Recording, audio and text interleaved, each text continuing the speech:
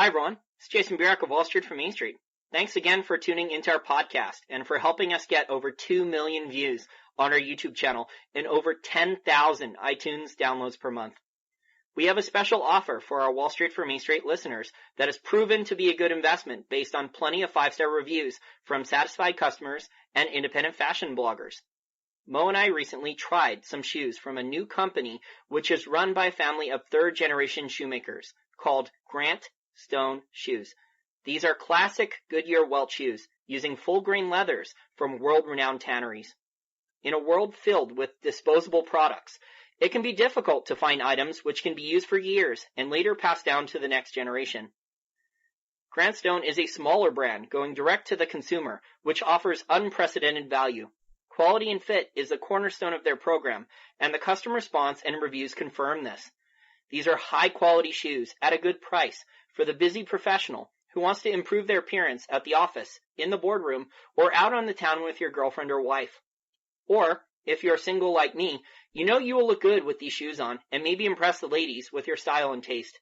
But if the ladies love Obama or Hillary Clinton or Bernie Sanders and hate free markets or capitalism or entrepreneurs, at least I will look and feel good in my comfy Grant Stone shoes. Mo and I have worked out a special offer for our listeners. So when you go to grantstoneshoes.com, enter the code GOLD, that's G-O-L-D, for 10% off any purchase. That's grantstoneshoes.com and enter promo code GOLD. Hey everyone, Mo is here from Wall Street from Main Street, and today we have a returning guest. He is Dr. Mark Thornton. He is a senior fellow at the Mises Institute. Dr. Thornton, thank you for joining us again.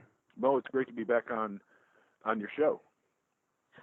So for this podcast, I want to take a deep dive into Donald Trump's economic policy now that he's been elected, surprisingly. I think it surprised a lot of people that he actually got elected. Surprised me, so I thought crooked Hillary was going to win, but I guess people weren't trustworthy of Hillary. So we got Donald Trump for the next 4 years, which is going to be very interesting and curious because he is a wild card. So let's get a deep dive on his economic policies. If you had a chance to look at it, a lot of it entails cutting taxes, which is good, but also it entails spending more, which is something that the previous administration had done. It looks like he's going to continue it, even though it's going to be a little different, but still, government spending is government spending. So I want to get your thoughts on his economic policies and what you think of it. Well, Mo, you're right. The election was certainly a surprise. I've been thinking for 4 years that Hillary Clinton was going to be the next president and didn't really have any reason to suspect otherwise until the last couple of days before Election Day, when we started seeing the polls getting closer, and of course that would continue. If that continued in the time period when they weren't actually polling, then it gave Trump a fighting chance to win the election and to win the Electoral College, at least. And so that was the only inkling I had, was that the polls seemed to be closing in important states like Florida, North Carolina, Ohio, and even Pennsylvania. But he won Pennsylvania, but the polls were still pretty widely apart going into that weekend. Yeah, and I was watching on election night, and once I saw that he won Florida, I kind of got the idea that he may actually win this thing. And then once he won Ohio, then it was over. He had the election. Yeah, he sure did. And of course, nobody's talked about his economic policy. The media has been basically talking about the Clinton scandals on the one hand and the personality disorder that Donald Trump has.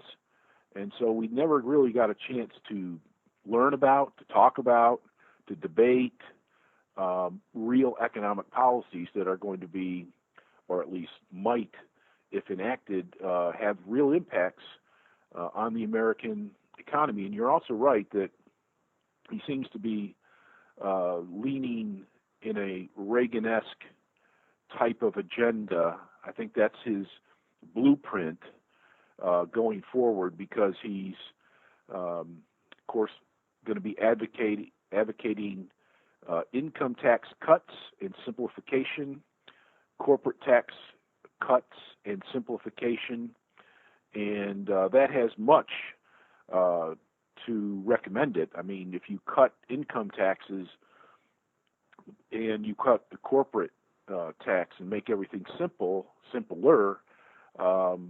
then that could very well lead to increases in jobs in the economy, and of course encourage more corporate investment here in the United States.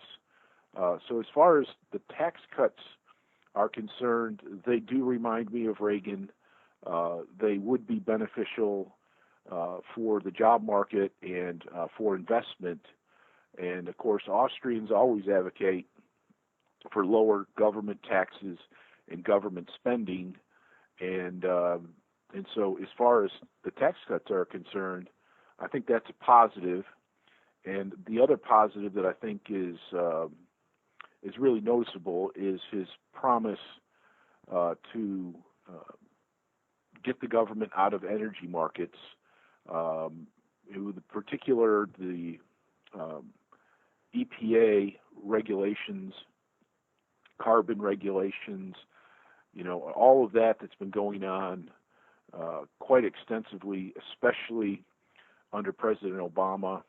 They put the coal industry pretty much out of business, and they bankrupted, I think, all of the major coal companies in the United States. So that if we can deregulate energy markets and bring the coal industry back online, that's also something that's going to have an enhanced effect.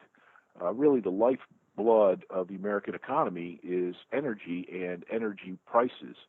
And if we bring down energy prices, that's going to be very helpful for the economy, because natural gas, oil, coal, and other alternative energies, as the price of these things come down, it means that more jobs will be created in productive industries that produce goods and services. Oil is used to produce just about everything, including plastics and plastic bags, all sorts of things. And so lower prices there means that we're going to get more production out of the American economy, and that's where we're really hurting the most. We have all these retail places everywhere. In my hometown of Auburn, Alabama, I mean, it's just one retail center after another going up, and and also building of apartments and condos and houses.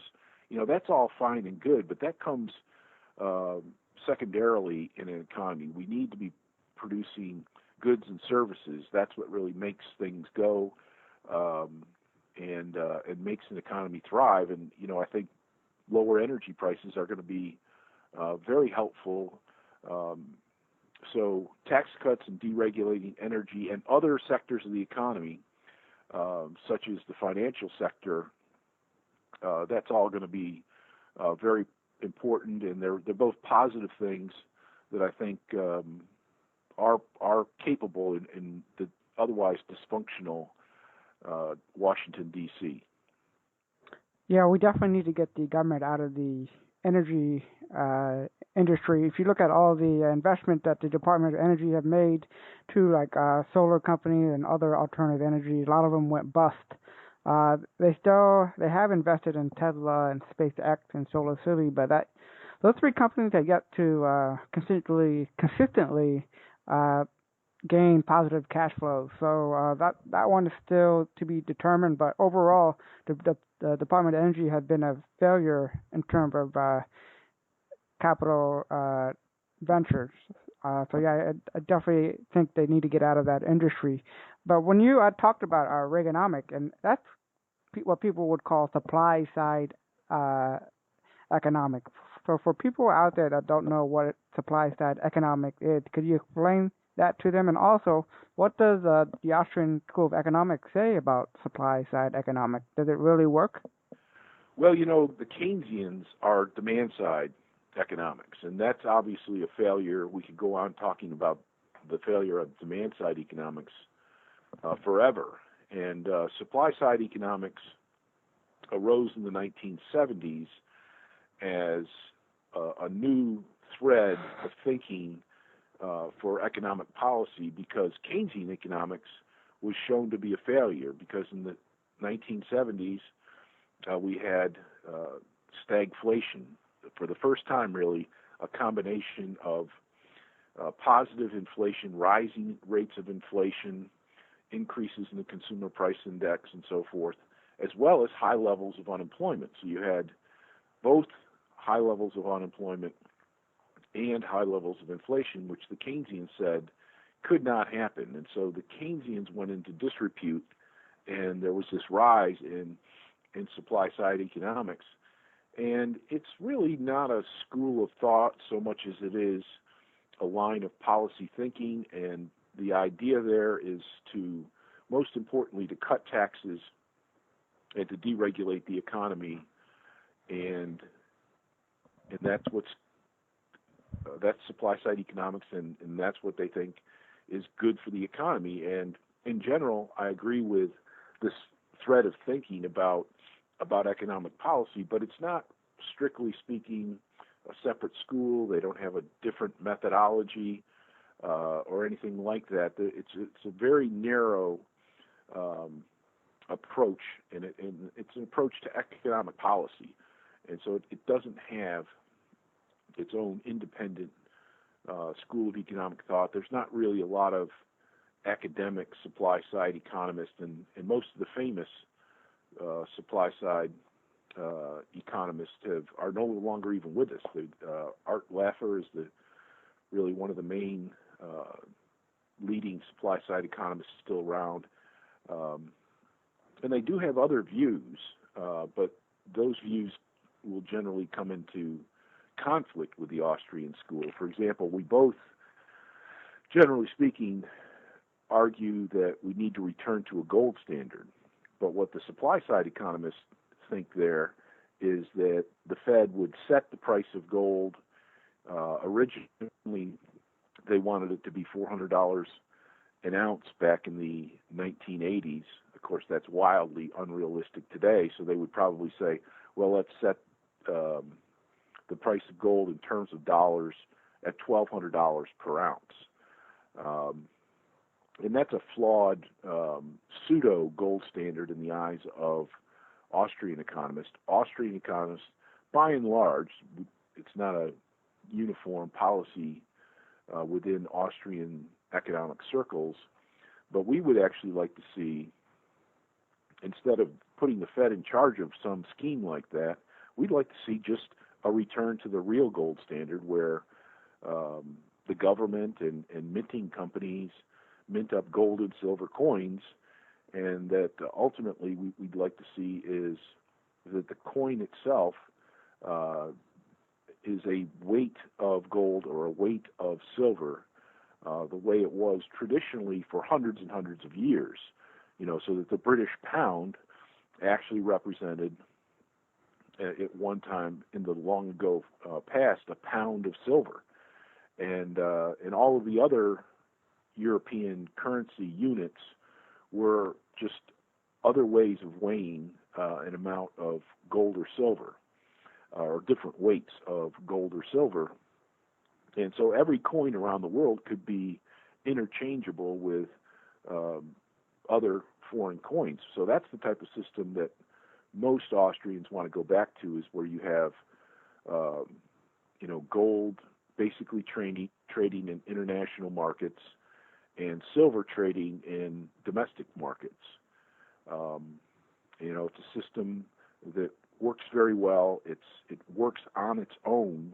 Basically, you don't have to have a government bureaucracy trying to determine money supply or interest rates or anything like that.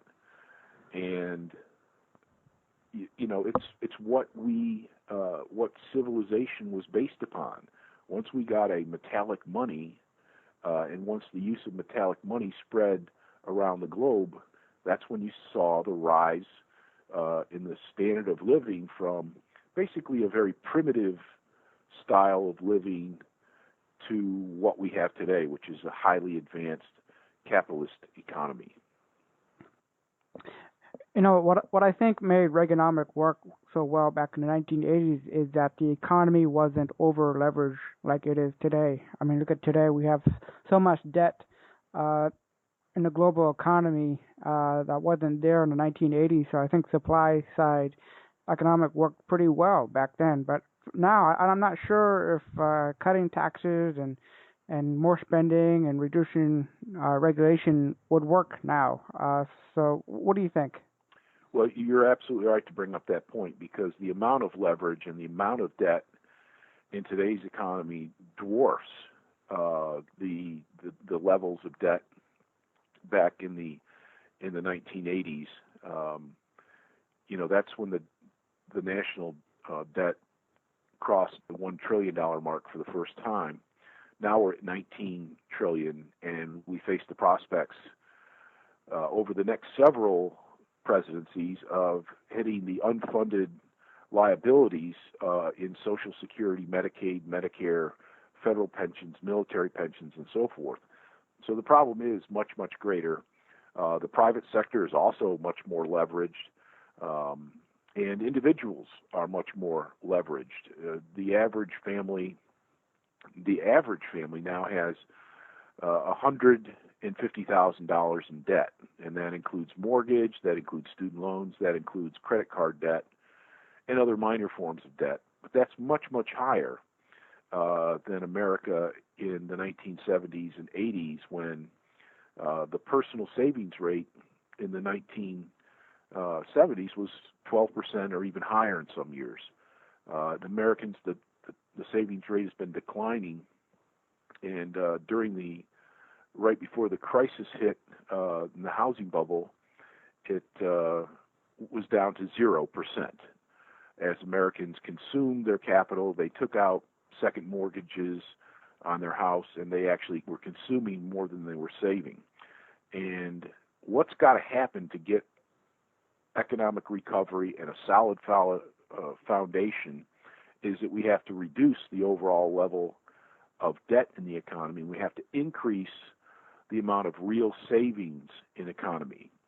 And so those are incredibly difficult problems moving forward. And I think, you have to take direct aim at those problems in encouraging reductions in the amount of debt at the government, at the corporate, and at the individual level, and to increase savings at the individual family level. And of course, with the corporate situation, I think that Trump and others are correct that if you reduce the corporate or eliminate the corporate tax, that a lot of those profits that corporations have on their books that are overseas could be released and could be used to help really restabilize our capital structure here in the U.S. economy. So you don't think Trump economic policy will be enough to save the economy? You think it has to get worse before it gets better? Oh, yeah. I think no matter who was elected here, that we have enormous economic problems, enormous economic and financial imbalances in the economy, and we have stock and bond markets that are at record highs. And I think that a lot of those record highs are going to vanish. And we've seen a little bit of that in other countries, and we're seeing higher interest rates on government debt. And, as the interest rates on government debt, which was at all-time historic lows in the U.S. and in Europe, of course in Japan, we've got negative rates.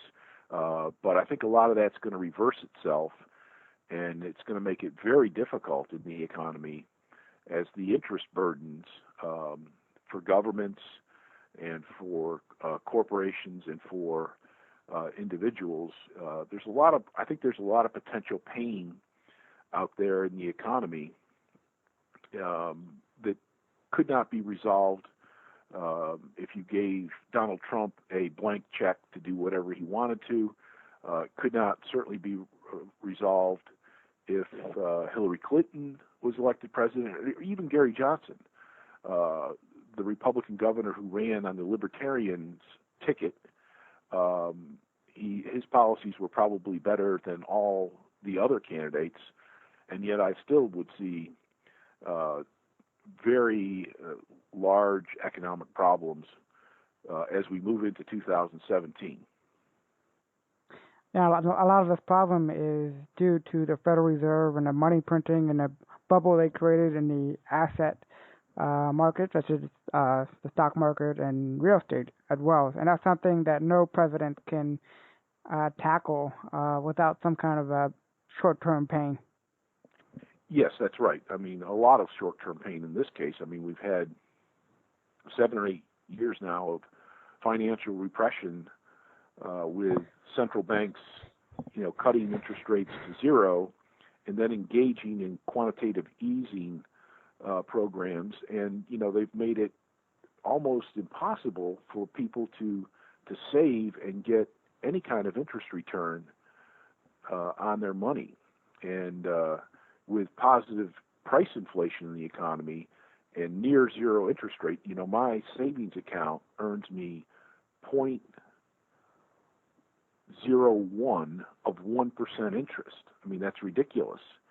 That's nothing. That's nothing. Yeah, that's nothing.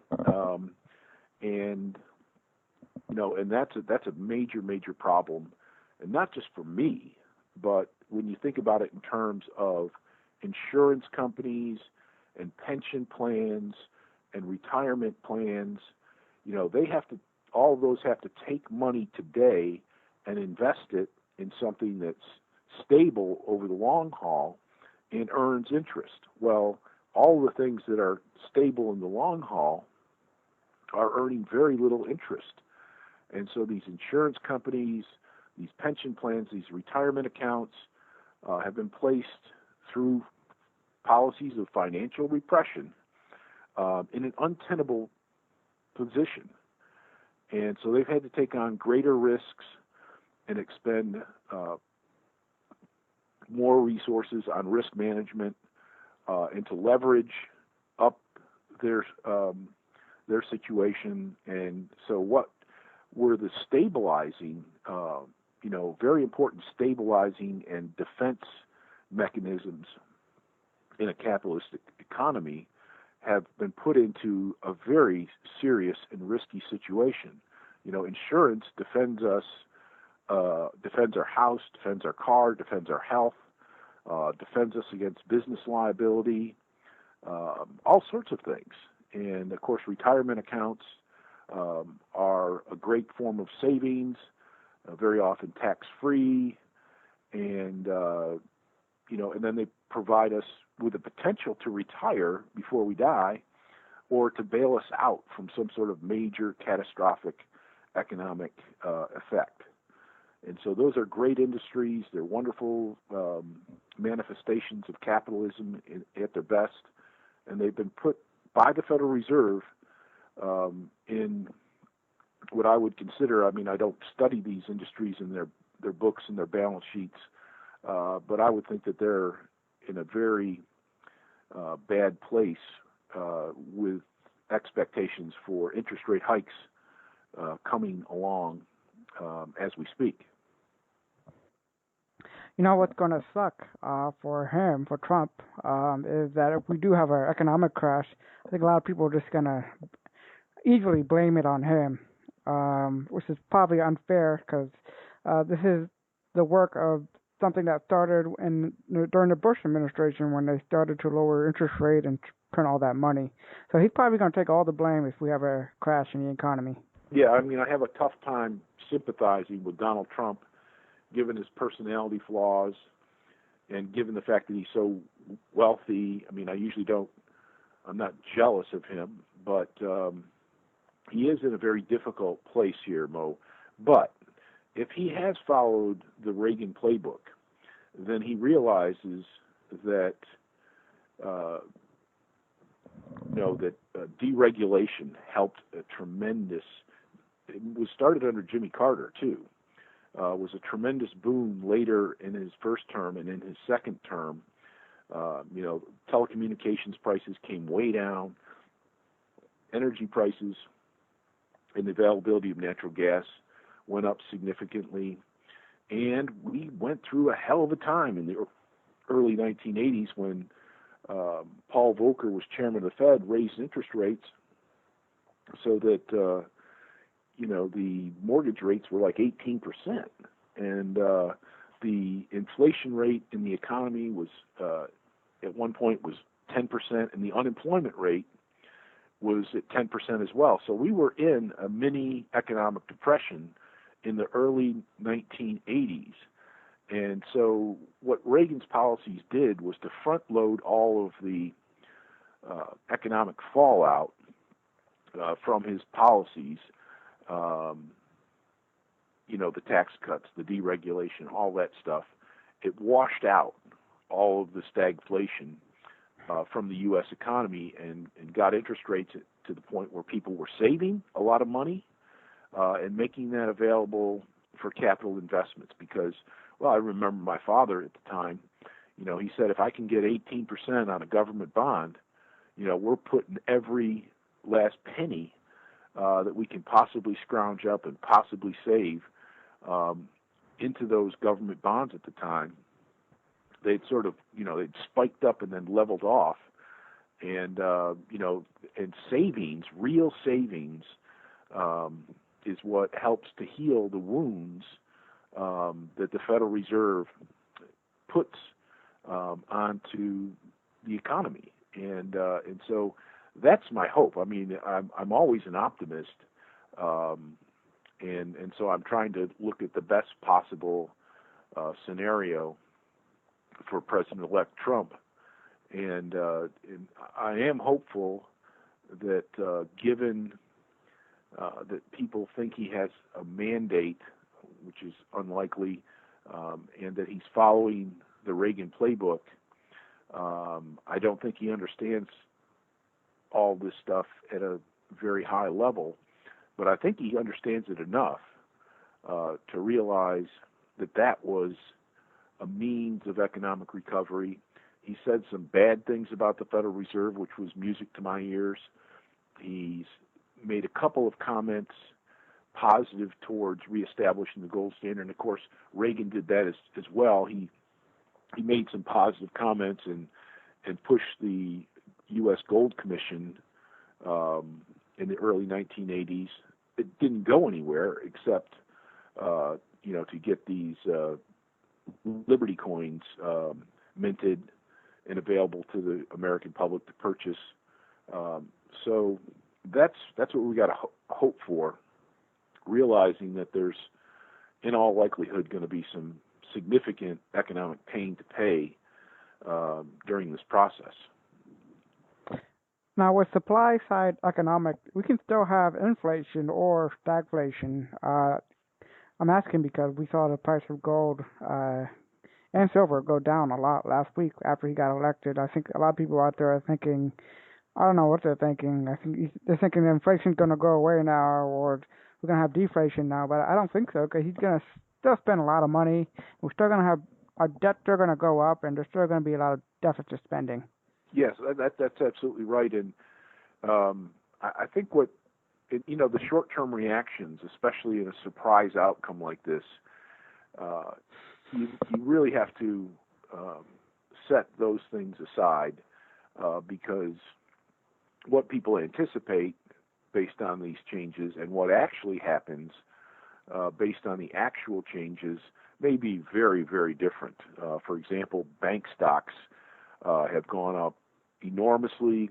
Gold mining stocks have fallen tremendously, and I think those are short-term reactions to the situation and to the noticeable increase in long-term government bond interest rates. And higher interest rates make buying and holding gold more expensive to the buyer, and so the price goes down.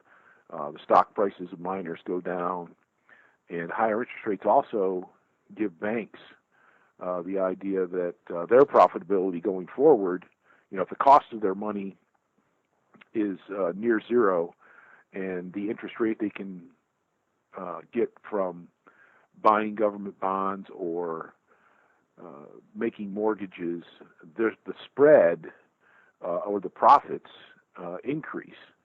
And so I think those are two short-term reactions that may not pan out over the long term.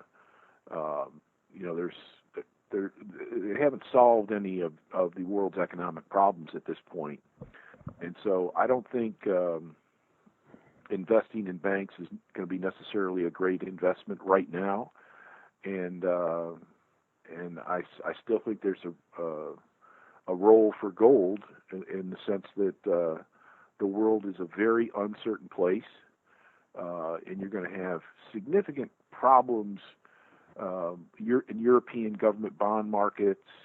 You're going to see a lot more bankruptcy, both in Europe and in the U.S. And I'm talking about, corporate bankruptcies, individual bankruptcies, student loan defaults growing, and that's of course a much more significant market these days. As student loans, it was almost didn't really matter when I was in college, but now it's gotten hugely larger market in these student loans as the cost of college has increased. Students are just borrowing more money, and so we have all these stumbling blocks to get to or to get through in the process of economic recovery. And at this point, I don't think that there's any turning back. I don't think that there's any positive point that central banks unleashing new waves of quantitative easing, is that really going to have any beneficial or healing effect? I don't think it's going to have any effect, any positive effect in the economy. And I think ultimately what we're going to see is that people are going to understand that the Fed policy since 2007 has only made a bad situation much larger and much worse. Yeah, I agree. So before I let you go, I want to talk about one subject that you covered for about a decade, and that is the Skyscraper Curse. Now, I just want to talk about that and talk about something that kind of bothers me all the time about when I see a new skyscraper being built or a stadium or arena being built. They tend to use government taxpayer dollars to help build a stadium. For example, in Las Vegas, they just approved to provide about $750 million of taxpayers' money to build a football stadium for the Oakland Raiders to move there, as they do. Just recently, thankfully, they voted no. In San Diego, they wanted about over $1 billion to build a new stadium for the San Diego Chargers. That got voted against, so that's not going to happen.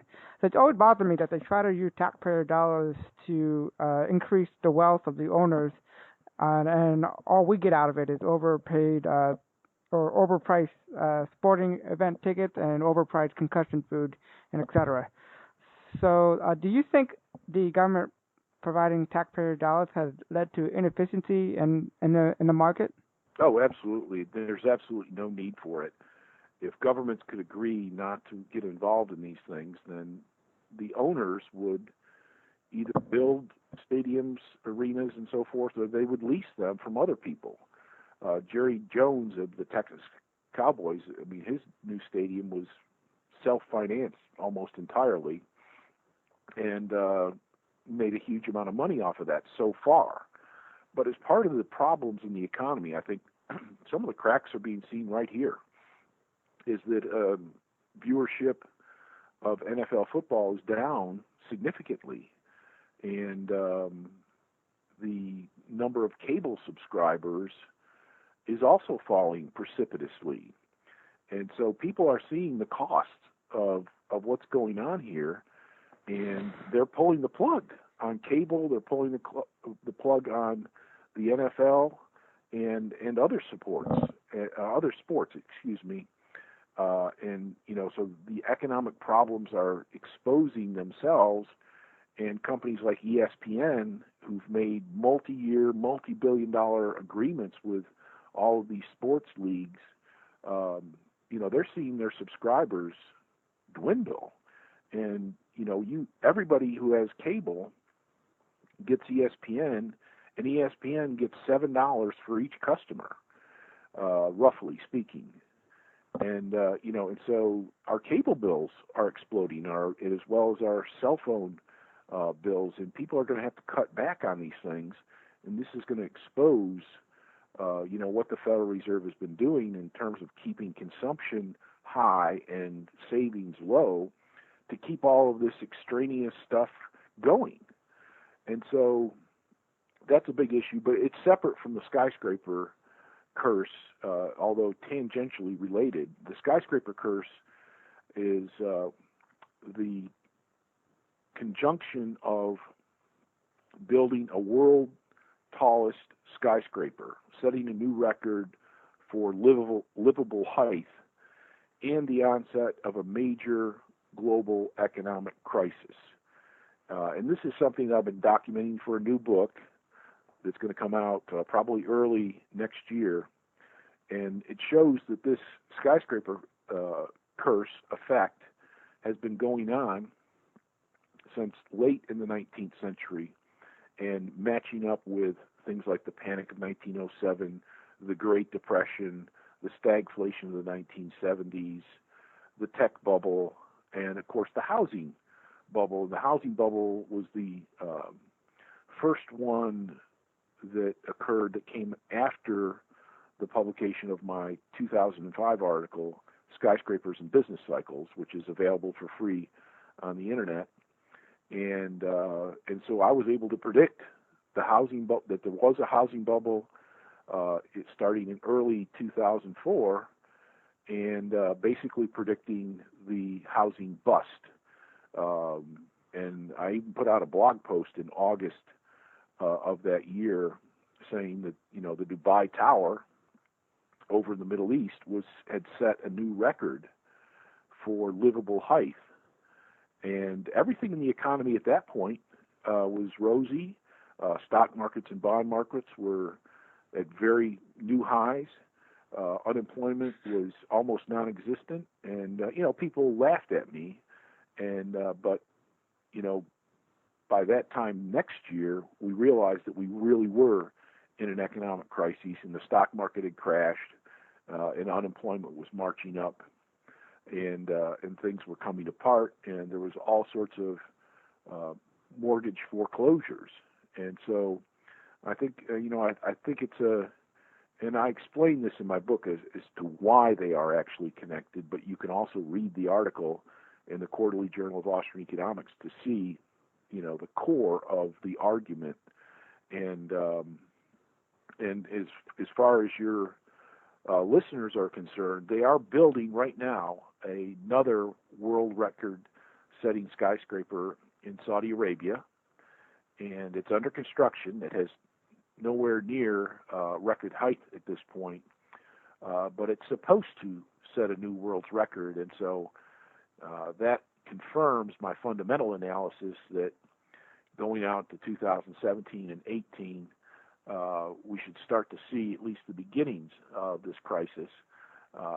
It's scheduled to open in the year 2020, and it'll probably set the record sometime in 2018. I don't know at this point. These projects are usually secret, and this one's being built out in the middle of the desert, so they have an easier time of concealing what's going on out there, but it's an omen of bad things ahead in the economy, I'm afraid to say. So where are we in this skyscraper curse? Have we peaked, or is there still ways to go? Or are you seeing people starting to slow down in terms of building new skyscrapers? Well, I mean, there's skyscrapers being built all around the world. Right. Multiple projects in New York City, multiple projects in the Middle East, and in China they're building an enormous number of super tall skyscrapers, and we're headed for a new record for super tall skyscrapers being built this year. And the project in Jeddah, Saudi Arabia, the Kingdom Tower, is supposed to be 1 kilometer tall, which would, for absolute height, that's a big increase in the record. But in terms of livable space, it's only about a dozen floors taller than the tower in Dubai in the United Arab Emirates. And I think the Kingdom Tower is about 300 stories tall right now, so it's not even at the halfway point as far as the information that I've been able to obtain. So we still have more time for this to play out, but it is planned. It is under construction. They've had some delays in this project, which is typical, but it is definitely a warning, an omen of bad things to come. Well, Dr. Mark Thornton, I'd like to thank you for your time. And if people want to find out more about your work, where can they go? Well, most of my stuff is on Mises.org. That's MISES.org. I'm on Twitter at Dr. Mark Thornton, and of course we have a very active Facebook page for the Mises Institute, and there's just a tremendous amount of pertinent information coming out. We have, election analysis, we have market analysis, we have issue analysis, and we also provide, the basic methodology and approach to Austrian economics, and almost all of our materials is available for free for reading and downloading, and we're open 24/7, 365, so I encourage everybody to come visit MISES.org and start learning some real economics. If you're listening to Mo's podcast, then you'll definitely be interested in visiting our website. Well, thank you, Dr. Thornton, for your time. Thank you. Good day.